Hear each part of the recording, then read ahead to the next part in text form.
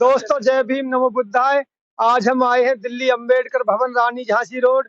यहाँ पे समता सैनिक दल के कुछ वरिष्ठ कार्यकर्ता हैं और साथी हैं। हम इनसे पूछते हैं, आज जो है राष्ट्रीय अध्यक्ष का चुनाव हुआ है, तो इनसे जानकारी लेते हैं कि आगे की क्या प्रक्रिया रहेगी और दल किस तरीका से काम करेगा। जैसे पहले काम कर रहा था, उससे बेहतर काम किस तरीका से होगा।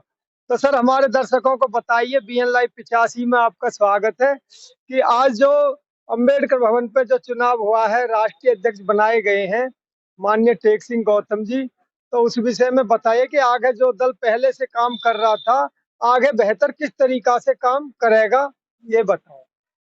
समता सैनिक का राष्ट्रीय मुख्य संरक्षक होने के नाते आज की मीटिंग जो आयोजित की गई है, उसमें पूरे देश भर से लगभग 18 स्टेटों से दल के जिम्मेदार तमाम साथी यहाँ पर उपस्थित थे। राष्ट्रीय कार्यकारिणी से लेकर के तमाम संगठन जो महासंघायन है, जिसे हम नेशनल काउंसिल कह सकते हैं, उसके तमाम मेंबरान इकट्ठे थे।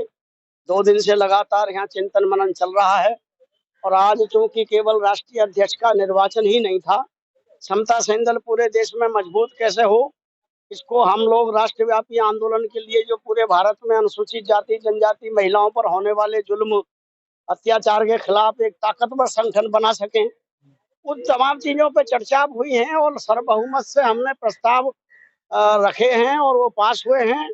उसमें पहली बात तो ये है कि समता सैनिक दल एक दिशा में चले, एक अनुशासित फोर्स के रूप में, जैसा बाबा साहब डॉक्टर अंबेडकर ने दिशा निर्देश दिया है, जैसा बनाया है, उसी के अनुकूल समता सैनिक दल पूरे भारत में मजबूती के साथ खड़ा हो।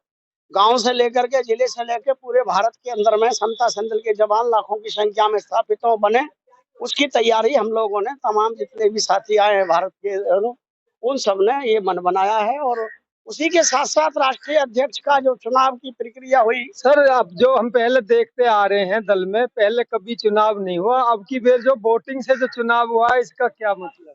ये तमाम साथियों की इच्छा थी, खासतौर से उन साथियों की जो प्रतिनिधि के रूप में, प्रत्याशी के रूप में यहाँ खड़े हुए। BD सुजात जी, टेक सिंह गौतम जी, दोनों को पूछा गया तो उन्होंने कहा जी हम दोनों ही मतलब फाइट करना चाहेंगे, इलेक्शन करवाना चाहते। उनकी इच्छा थी और लोकतंत्रीय प्रणाली में बाबा साहब डॉक्टर अंबेडकर के दिए हुए संविधान के अनुसार एक नियम सही है, ये बिल्कुल कोई दिक्कत नहीं है। क्योंकि इसमें अगर वोटिंग प्रणाली के साथ में कोई चीज स्थापित होती है तो किसी को कहने का अवसर नहीं मिलता।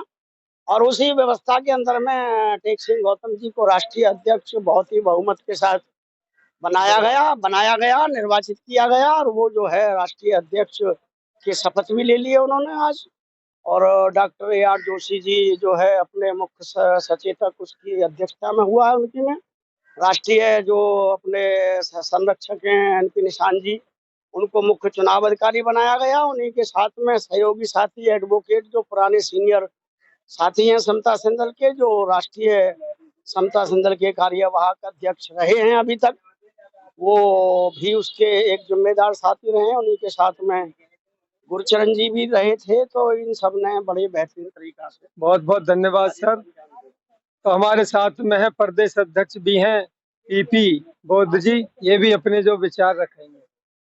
साधुवाद, नमन, आभार, अभिनंदन। विचार तो हमारे गुरुजी माननीय उमेश सिंह गौतम जी मुख्य संरक्षक जी ने दे दिया है। पूरा संदेश जो आज यहाँ हुआ, मुख्य उद्देश्य राष्ट्रीय अध्यक्ष जी का चुनाव प्रक्रिया था और उस चुनावी प्रक्रिया को आज लोकतांत्रिक तरीके से चुना गया, जो प्रथम बार हुआ। इससे पहले एक मत से सुझाव लेकर के राष्ट्रीय अध्यक्ष जी का चुनाव होता था, लेकिन इस बार प्रथम बार एक लोकतांत्रिक प्रणाली और वोट के माध्यम से, बैलेट पेपर के माध्यम से राष्ट्रीय अध्यक्ष जी का चुनाव हुआ, जिसमें हम उत्तर प्रदेश की ओर से सभी के द्वारा लोकतांत्रिक तरीके से चुने गए मनोनीत नवनियुक्त राष्ट्रीय अध्यक्ष माननीय टेक सिंह गौतम जी को बहुत बहुत बधाई और साधुवाद, धन्यवाद देते हैं।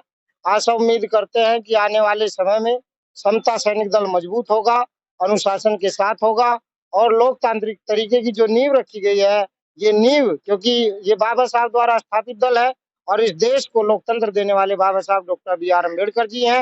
ये लोकतंत्र की प्रणाली इसी तरह से कायम हो और आने वाले समय में मैं ये भी कहूंगा राष्ट्रीय कार्यकारिणी को कि राष्ट्रीय कार्यकारिणी की जो टीम तैयार होती है, नेशनल कोर कमेटी, उस नेशनल कोर कमेटी में हर स्टेट से युवा कमांडरों को भी लिया जाए, ताकि युवा सोच हो, युवा कमांडर हो। और उनके साथ उनका सामंजस्य बनाते हुए, क्योंकि आज का जो यूथ है वो यूथ ब्रिगेड है, हर संगठन, तमाम संगठन चल रहे हैं, राजनीतिक पार्टियां चल रही है, सब यूथ वाहिनी बना रही है। तो हमारे पास यूथ वाहिनी नहीं है, तो यूथ वाहिनी का बनाना अनिवार्य है।